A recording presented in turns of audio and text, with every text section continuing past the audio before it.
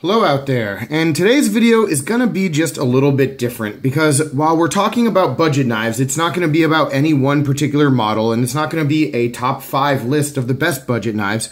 Today I'm going to be talking about the way that knife companies manufacture knives and how they decide which designs get outsourced to overseas producers like China and which ones stay domestic and get the better quality materials that we're always looking for.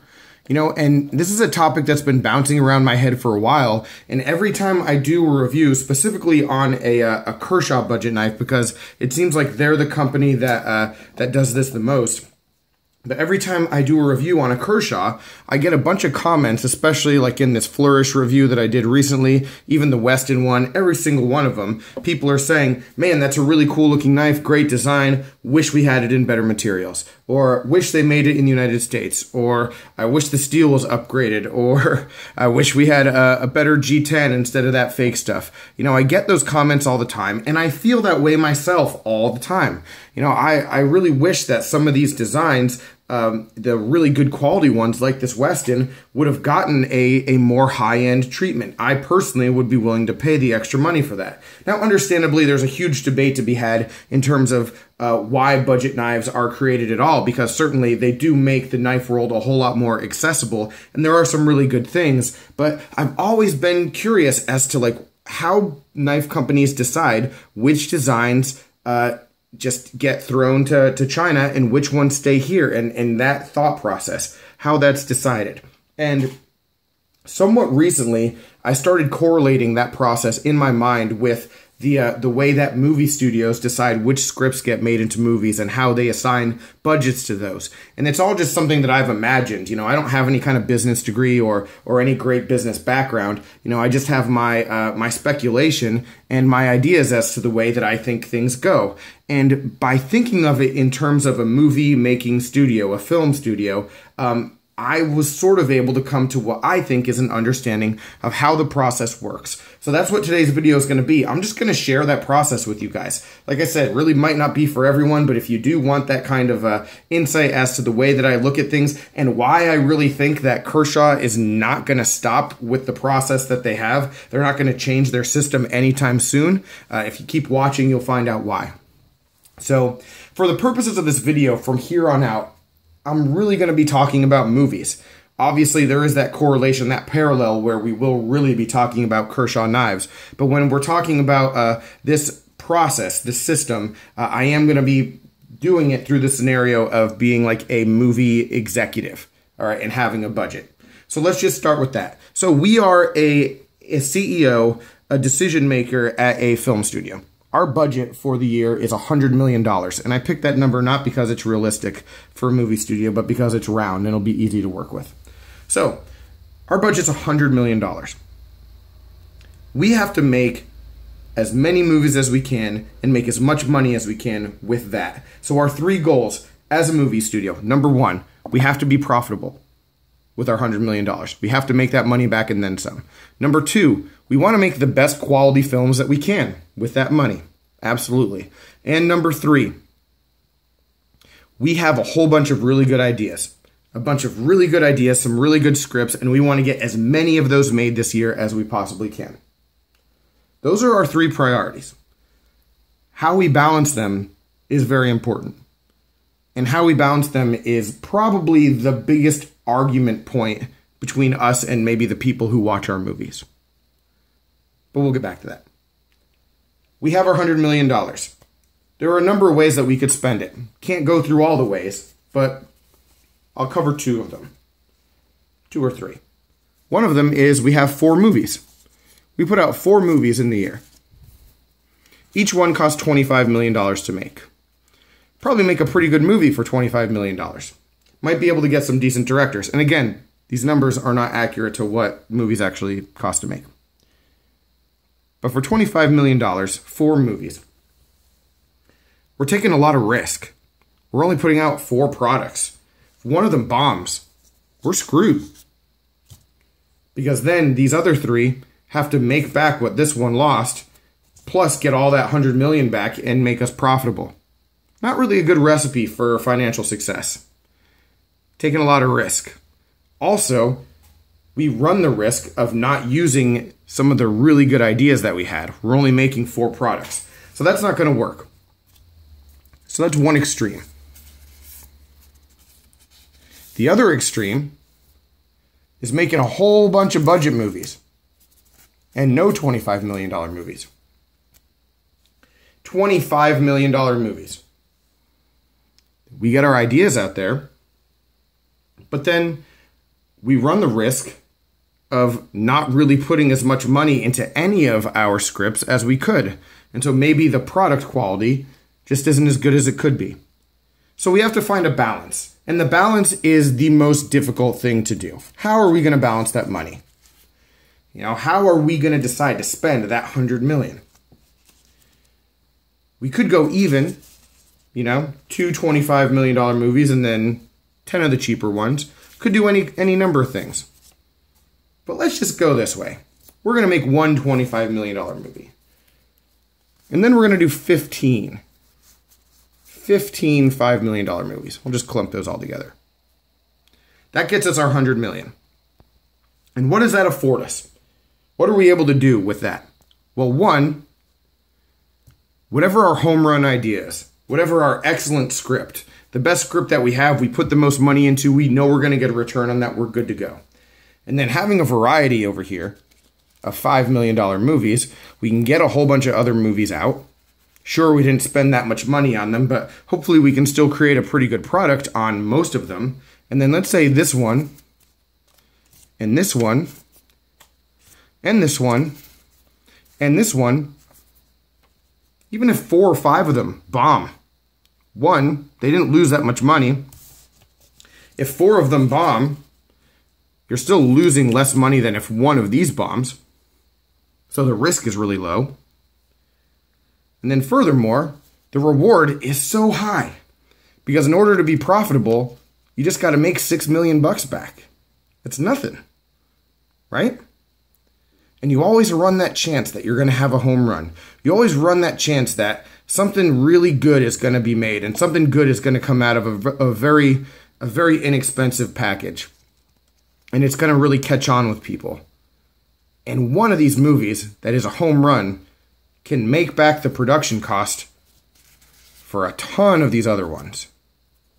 And so you've always got that opportunity. And so that works out. Now let's do a hypothetical about it. Let's say Christopher Nolan wants to direct a movie for us.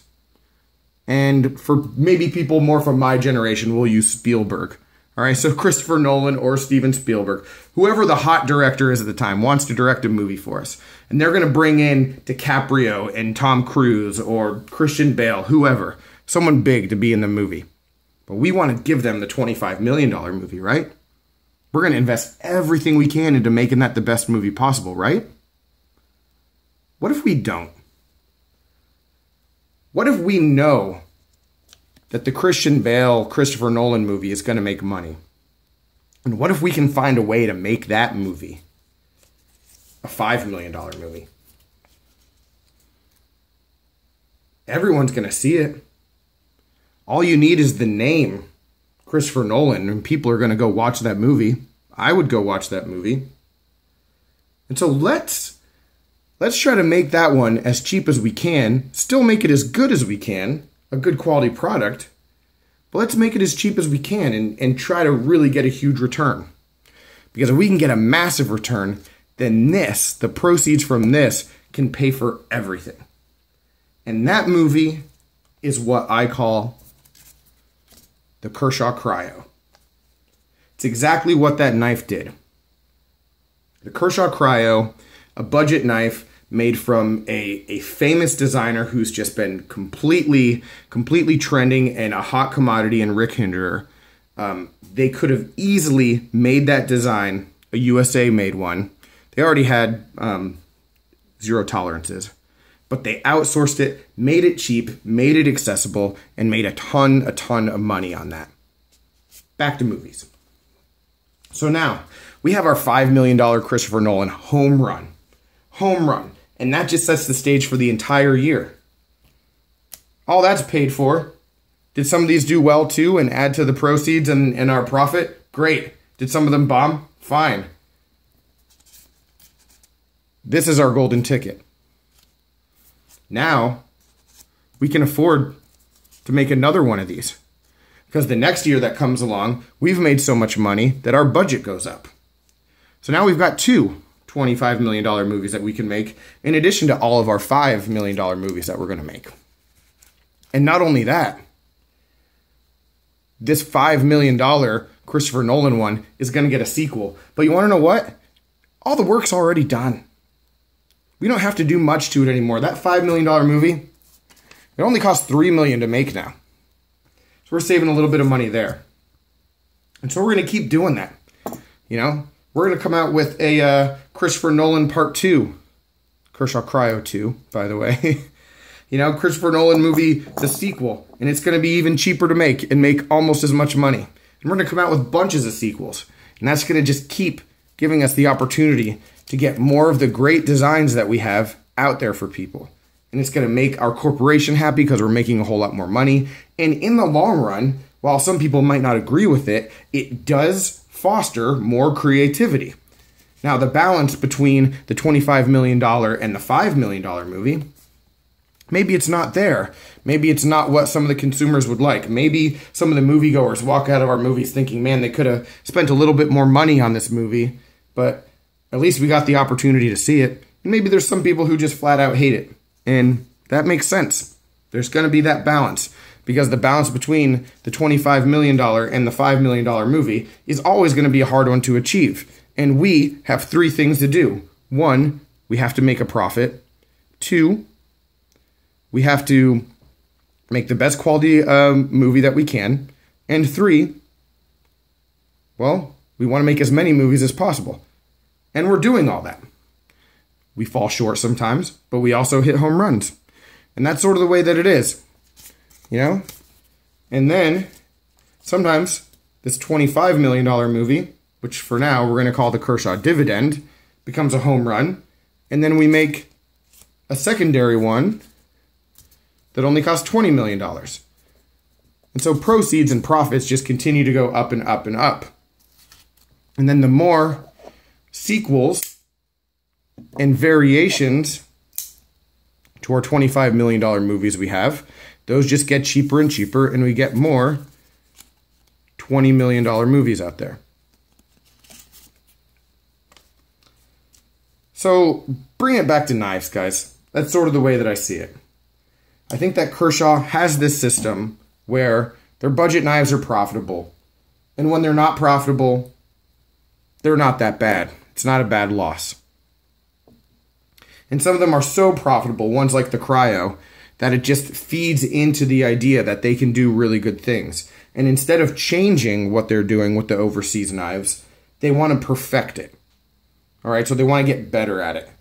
And it's a slow process. And again, this is not me supporting it or you know, saying that this is the way to go. This is just the way that I see things happening. You know, so I think that Kershaw is going to continue to do what they're doing.